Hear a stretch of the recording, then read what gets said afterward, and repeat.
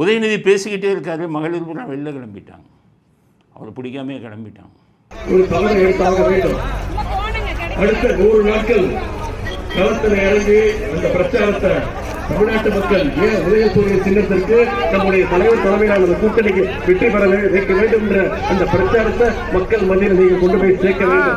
இப்போ விஜய் கூட்டம் நடக்குது, அவர் பேசுறதுக்கு முன்னாடி யாராச்சும் போவாங்களா? போக மாட்டாங்க.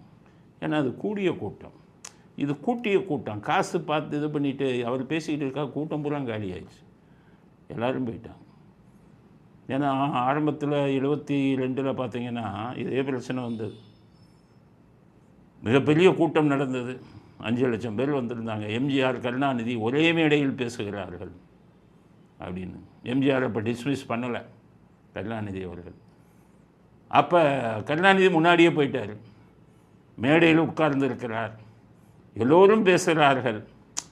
அடுத்து கருணாநிதி பேசுவார் அப்படின்னு ஒன்று இவங்க கூட்டி வச்ச கூட்டம் தான் கைதட்டு. அது கொஞ்சம் பேர் வச்சுருப்பாங்க கைதட்டுறதுக்கே. அந்த காலத்தில் இதை கருணாநிதி வந்து அதை ஆரம்பித்து வச்சார், கைதட்டுறாங்க. உடனே வந்து கருணாநிதி பேசுகிறார். கருணாநிதி அவர்கள் பேச ஆரம்பித்த 5 நிமிடத்திலே எம்ஜிஆர் வருகிறார் காரில்.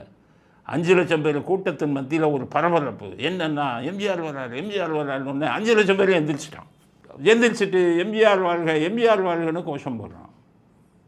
இதை பார்த்தாரு கருணாநிதி, பேச்சை நிறுத்திட்டு போய் தனியாக வந்து உட்காந்துட்டார்.